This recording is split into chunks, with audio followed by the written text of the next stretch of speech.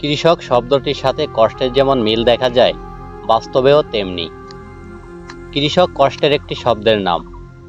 কৃষক শ্রম দিয়ে, ভালোবাসা দিয়ে আপন সন্তানের মতো লালন করেন ধান গাছ। ধান পাকা না পর্যন্ত কৃষক সময় দেন ধান খেতে, পরিচর্যা করেন, সার কীটনাশক দেন।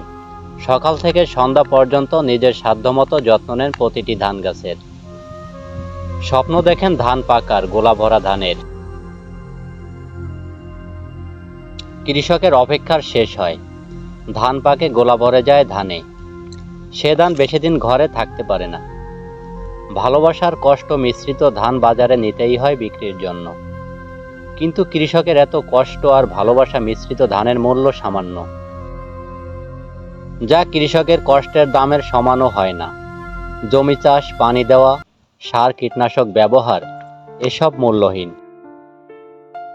কৃষকের কষ্ট লাগে, কৃষক কাঁদে, কৃষকরা খুব অসহায় হয়ে যায়। ধান ক্ষেতের সাথে রাগ করে বলে, আর চাষ করব না। ঠিক তাই করে, চাষ করে না, চারা রোপণ করে না। জমি ধান শূন্য হয়ে কৃষকের দিকে তাকিয়ে থাকে। কৃষক নীরবে চেয়ে থাকে জমির দিকে। কৃষকরা কি মানুষ নয়? কৃষকের কষ্টের মূল্য থাকবে না কেন? আমরা সেসব ভাবি না।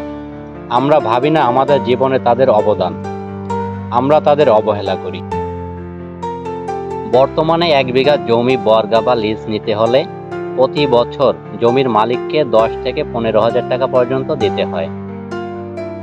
বর্তমানে সবকিছুর দাম বৃদ্ধি পেলেও চাষির ধানের দাম আগের মতোই আছে। 1 বিঘা জমিতে খুব ভালো ধান হলে 20 থেকে 25 মণ পর্যন্ত ধান হয়।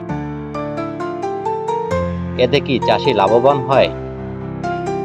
বর্তমানে কৃষি উপকরণ, শ্রমিক, কীটনাশক, সারের দাম তো আকাশ ছোঁয়া।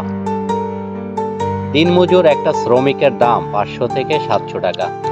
ধানের চারা রোপণ থেকে ধান ঘরে তোলা পর্যন্ত শ্রমিক লাগে 30 জনের মতো।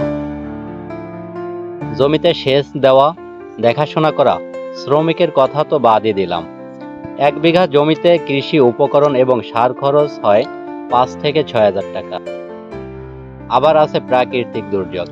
এসব কিছু হিসাব করলে চাষির পোয়াল ছাড়া আর কিছুই থাকে না। আবার কৃষক যখন ধান বিক্রি করে তখন তার ন্যায্য মূল্য পায় না। সরকার যদি কৃষকের থেকে সরাসরি ধান ক্রয় করত, তাহলে কৃষক ন্যায্য মূল্য পেত। এত কিছু সত্ত্বেও কৃষকরা দেশের মানুষের মুখে খাবার তুলে দেওয়ার জন্য দিনরাত পরিশ্রম করে চলছে। কৃষকদের নিয়ে কারো কোনো মাথা ব্যথা নেই। কিন্তু একটা কথা ভুলে গেলে চলবে না, বাংলাদেশ কৃষি প্রধান দেশ। এদেশের 80% মানুষ কোনো না কোনোভাবে কৃষিকাজের সঙ্গে সম্পৃক্ত। কৃষক বাঁচলেই দেশ বাঁচবে, অর্থনীতির চাকা সচল হবে।